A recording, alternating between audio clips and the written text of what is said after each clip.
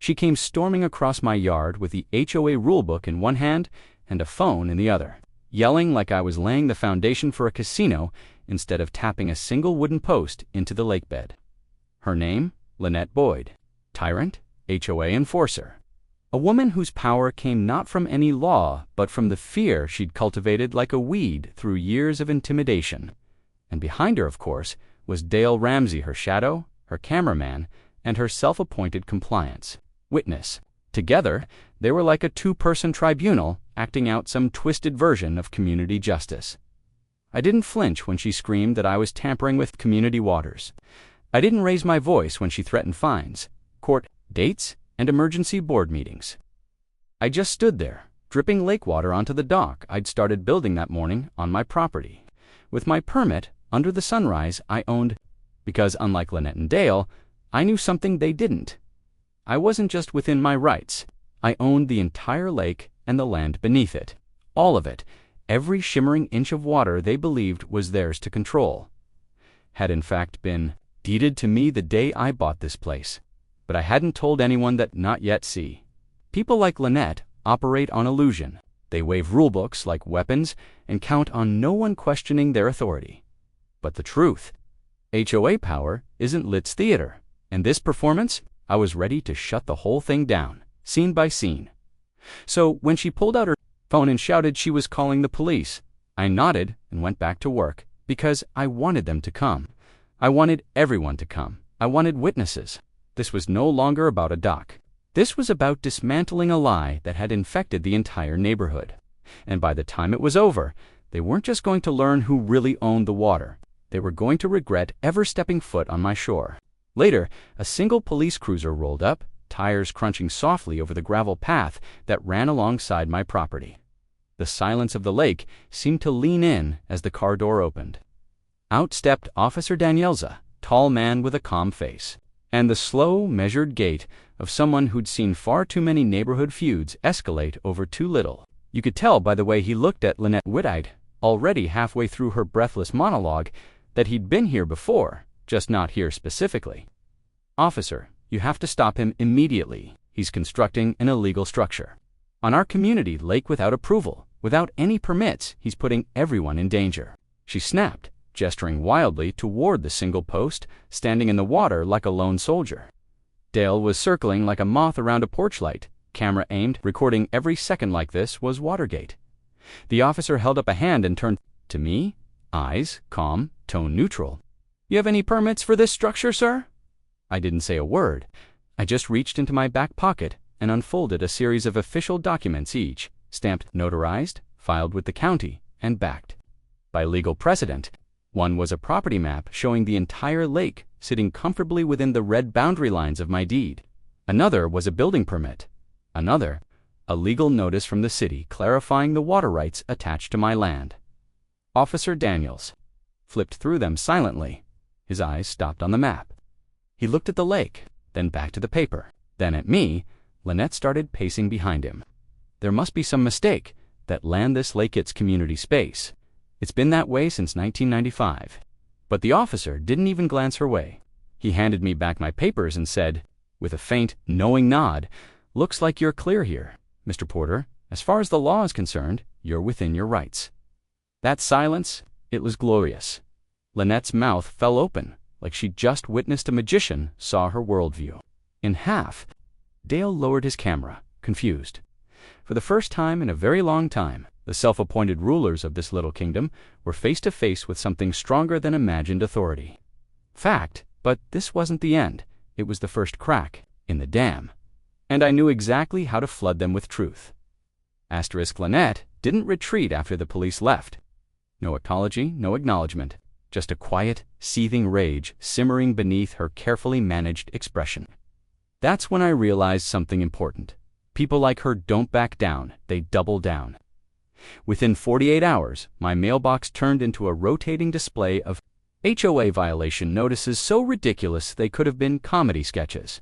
One accused me of harboring aggressively reflective vehicle surfaces. Another warned me that my grass exceeded the recommended serenity height. And my personal favorite unapproved avian congregation. Apparently, the birds on my dock were violating noise guidelines. But it wasn't just paper, it was presence.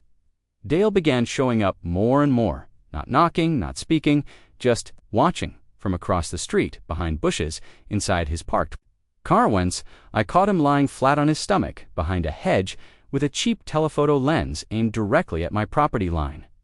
He froze when I spotted him, didn't even flinch, just scribbled something in his little spiral-bound notebook, like he was recording a military sighting. They'd moved past policy. Now it was personal, and yet I didn't react, because I'd seen this play before. In my professional life, I've consulted on water rights, zoning law, and land development for over a decade. I've helped settle disputes that reached federal courtrooms. I know what these people never do, how fragile their house of cards really is. Most HOAs operate on assumptions, not evidence. Rules built on decades of miscommunication, hearsay, and gut feelings printed in Courier, New. And when someone walks in with serial, certified, notarized truth, they don't argue. They flail, they smear, they whisper, and Lynette, she was a master of the whisper. By the end of that week, I'd had 3 neighbors stop me with furrowed brows and hesitant questions. Was I planning to sell the lake to developers?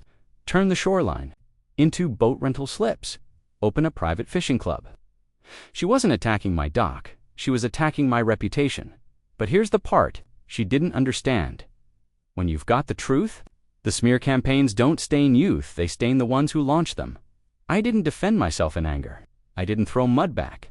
I smiled, invited them in, showed them the deeds, the permits, the surveys, and every time I did, I watched another lie wither and die in the light of evidence. This wasn't just a neighborhood dispute anymore, it was a reckoning. Asterisk. It was a quiet Saturday morning when I found it, folded and taped neatly to my front door like a school project. A massive hand-drawn map-colored markers, fake property lines, legal-sounding annotations, and a bold red label at the top that read, Community-Owned Waterways, Official Boundary. Guide. It was Lynette's masterpiece. A hallucination given form. She had redrawn the entire lake, its shorelines, boundaries, ownership, everything. According to her homemade topography, the lake didn't just belong to the neighborhood, it bisected my backyard. My dock was marked with a big black X, and the words illegal construction site scribbled beside it in shaky cursive. The best part, she included mock legal citations pulled from HOAs, pasted in like footnotes to prop up her delusion. It would have been funny if it wasn't so wildly sad, but this told me everything I needed to know. She wasn't confused, she was committed. This wasn't about clarity, it was about control, about bending the world to her will, even if it meant fabricating documents, maps, and histories that had never existed. She didn't want the truth, she wanted power, and she was willing to lie, cheat, and gaslight an entire neighborhood to keep it. So I took her map inside. I didn't rip it, I didn't throw it away.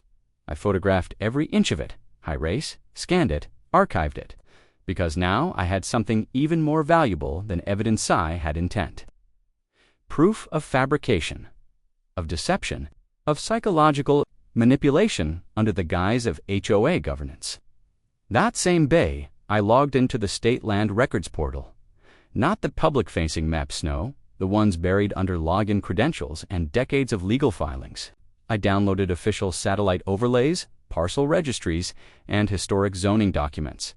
The boundary lines weren't just clear, they were undeniable. The lake wasn't community property. It never had been.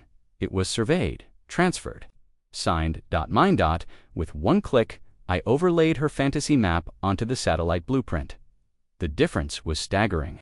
Like comparing crayon to a laser, I printed them both and set them side by side on my kitchen table. One represented a lie so deeply believed it had become her reality. The other, truth undeniable, immovable, enforceable. I didn't send it to anyone, not yet, because something told me she wasn't done. That weekend, I turned my quiet lakeside cabin into a fortress of clarity.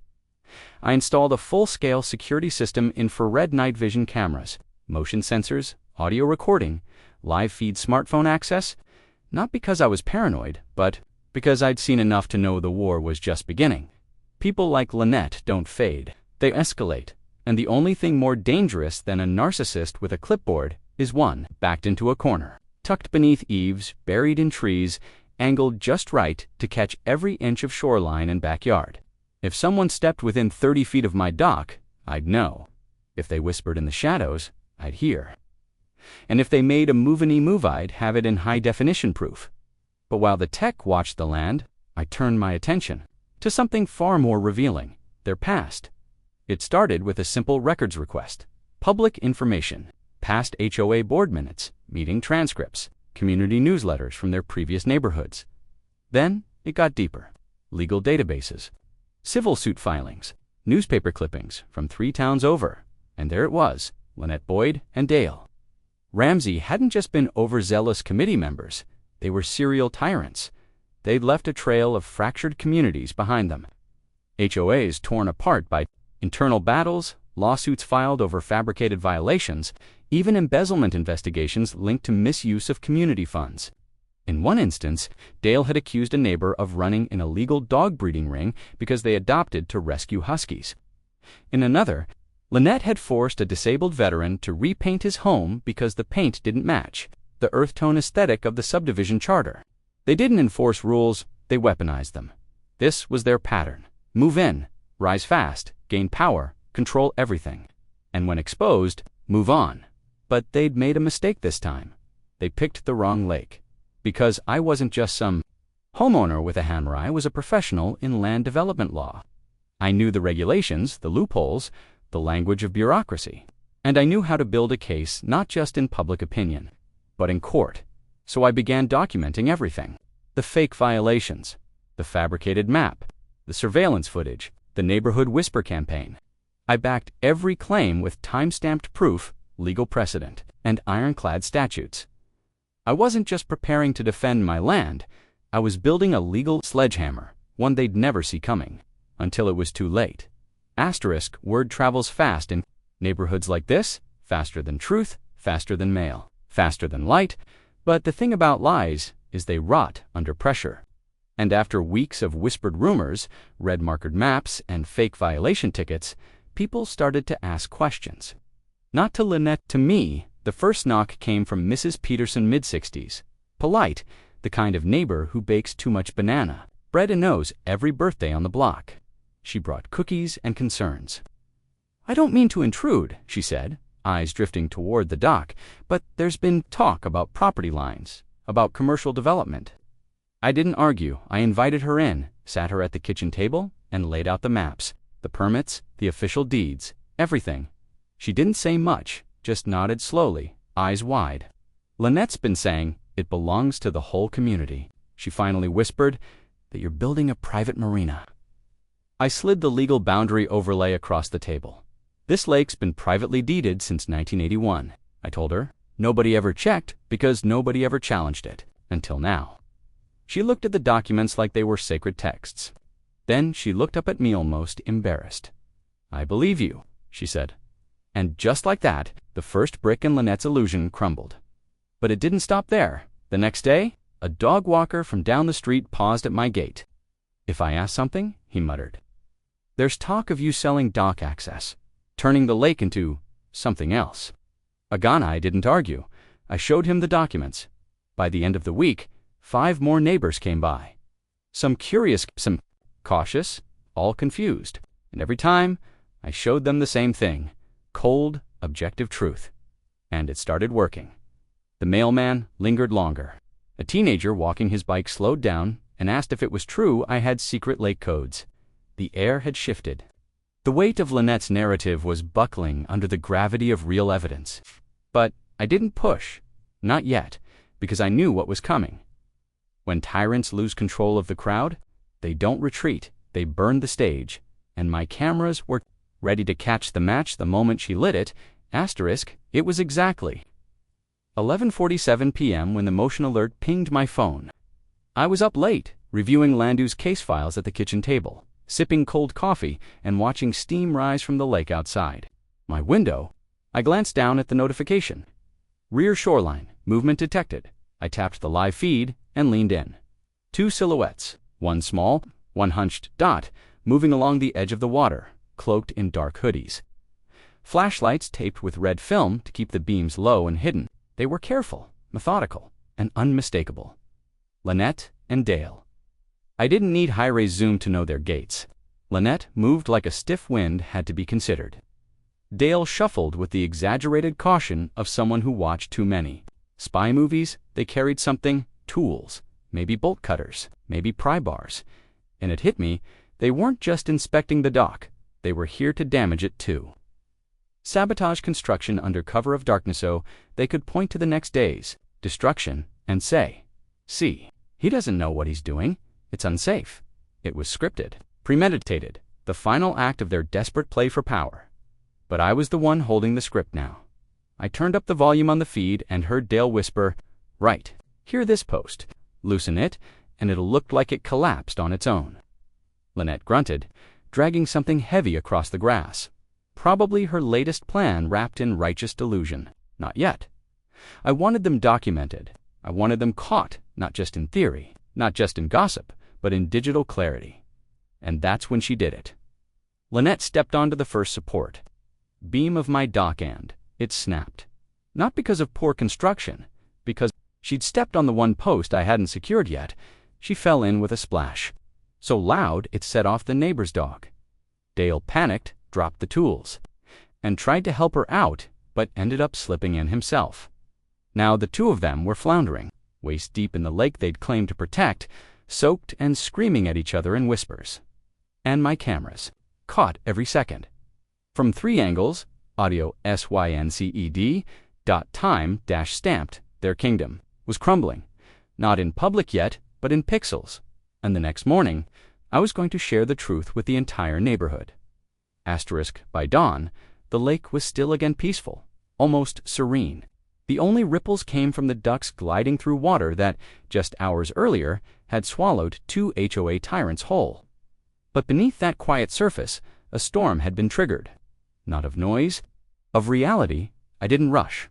I waited until 9 a.m., when inboxes were fresh and coffee was still hot. Then I sent one email, subject line, "Lake ownership, the facts." No commentary, no drama, just truth. I attached official county maps, high-resolution, satellite imagery, my permits, deed history, and most importantly, the surveillance footage from the night before.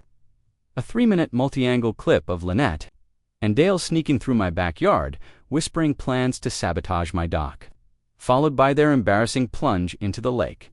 Within 30 minutes, the neighborhood group chat exploded.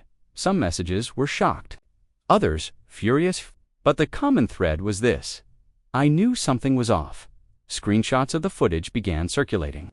Neighbors I hadn't spoken to in months were forwarding me support. One man from 2 blocks over wrote, "I was fined $200 last year for non-regulation patio furniture. She threatened to report me." Now I get it. And the best part? Lynette didn't know yet, because the emergency HOA meeting she'd scheduled for that evening, her final word on my dock, was already on the calendar. She thought it would be her moment of dominance, her grand reveal, the climax of her fabricated saga. But I knew better. So I printed 25 copies of every document, bound, tabbed, highlighted, and I showed up early. She arrived 10 minutes late, probably drying off her shoes and psyching herself up. Dale followed behind, limping slightly, sunglasses on like he thought he was in witness protection. Lynette stood at the front of the clubhouse room, cleared her throat, and began her speech.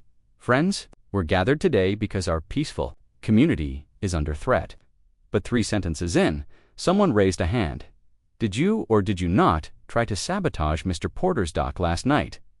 Lynette froze. I don't know what you're referring to." That's when someone hit play on a phone. The splash echoed through the room. The whispers. The fall. Dale shouting, "It's freezing." Like a child on a failed summer dare, silence, then laughter. Laughter low at first, then louder, then uncontainable. Lynette's face turned red. Dale's eyes darted to the exit, and I stepped forward.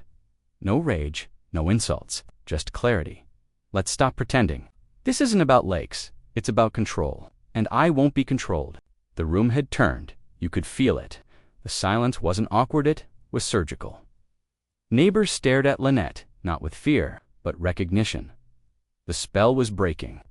The years of intimidation, false violations, the emotional chokehold she'd held over this neighborhood, it was crumbling right there.